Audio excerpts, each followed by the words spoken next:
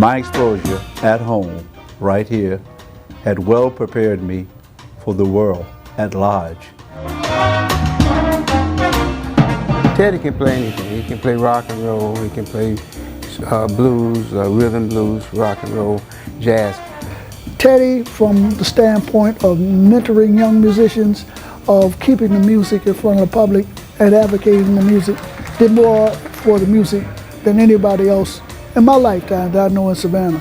Teddy is the quintessential jazz man. Teddy is Savannah. Teddy is Savannah.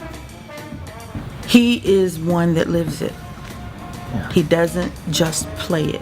He is jazz.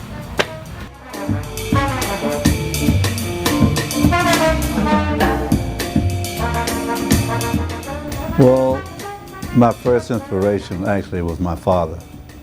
He played the harmonica and the nickname the Jew's harp. You play it, you actually, and it's very dangerous. It cuts the tongue and it cracks the teeth if you don't know what you're doing. You know, but he was my first inspiration. And then my older brother, Lonnie, played the saxophone. And that really kind of got me interested. And he was inclined to playing jazz. He'd already started making gigs. So subconsciously, before I really considered playing, then I was considering it without knowing it, like that. So my father and my brother were my inspiration. There's a great depth and richness in a jazz musician, and they need to understand how important guys like Teddy are to this community over time, and get to know them and appreciate them. The way that he plays that trombone, you know, I mean, he can just set your soul on fire with it. And not only on fire, but just kind of soothe you. And I mean, whatever mood you're in, he can get you out of that mood into the music. After having traveled all over the world, he chose to return home.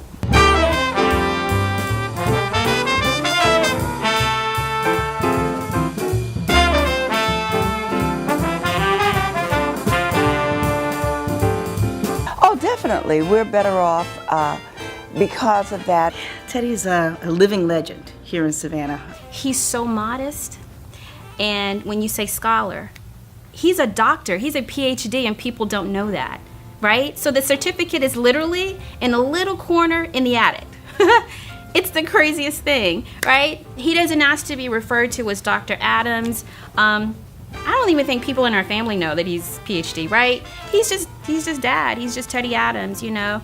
Through fundraising, through organizing, all those things that it takes to have an institution that's jazz. Without Teddy, you know, that stuff wouldn't take place, and it's the way that he interacts with other people that give it the rich dynamic that we have in this city. He's a lecturer. He is an arranger, a composer. He and Randall Reese put together the Savannah Jazz Orchestra. He put together, with some help, the Savannah Jazz Hall of Fame. So he's just a pioneer, an organizer, a builder.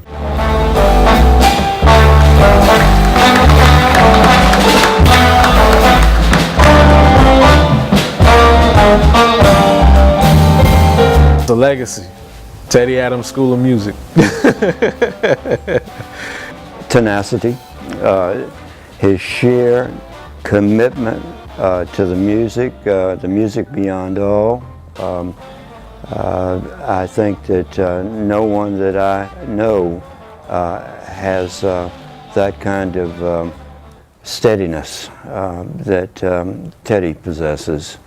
There's no one in Savannah, living or past, who has put in more of his own time and passion and energy and efforts for the cause of jazz and for the cause of keeping jazz going than Teddy. It really would be jazz as a verb, because that's what he is. He's the verb. And Teddy is the kind of person, like I told you, he's quintessential. When he pulls out his trombone, he ain't come to play. He came to blow.